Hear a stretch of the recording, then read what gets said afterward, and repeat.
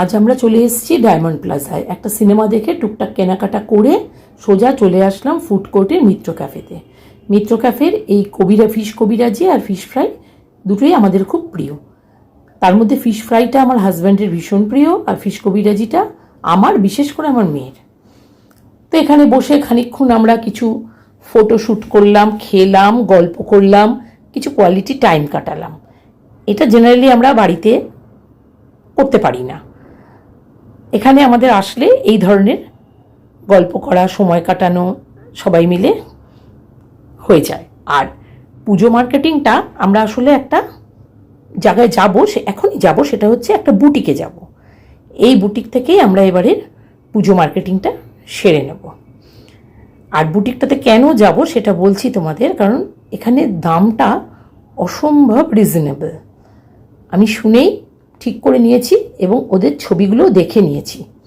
আর এই হচ্ছে সেই বুটিক, যার নাম আমেয়া বুটিক। এটা বাগুইহাটির দেশবন্ধু নগরে রেলপুকুরের কাছে, রেলপুকুরে আর কি, ইউনাইটেড ক্লাবের কাছে। তোমরা যারা ওই অঞ্চলে থাকো তারা তো বুটিকে যেতেই পারো, আর যারা যেতে পারবে না তারা কিন্তু এই নিচের বুকিং নাম্বারটাতে কল করে জেনে নিতে পারো বা অর্ডার করতে পারো। হোয়াটসঅ্যাপে অর্ডার করতে পারো। আর এদের শাড়িগুলো দেখো অত্যন্ত সুন্দর, হালকা, কোনো ভারী শাড়ি নয়। আর সবথেকে বড় কথা হচ্ছে রিজনেবল প্রাইস। বাজারের তুলনায় এদের প্রাইসটা অনেকটাই কম। আর বুটিকটা নতুন শুরু হয়েছে এ মাসেই। আর দেখো কত কাস্টমার। আর এরা শুধু শাড়ি নয়, এরা ড্রেস, চুড়িদার সব রাখে, কুর্তি সব পাবে এদের কাছে।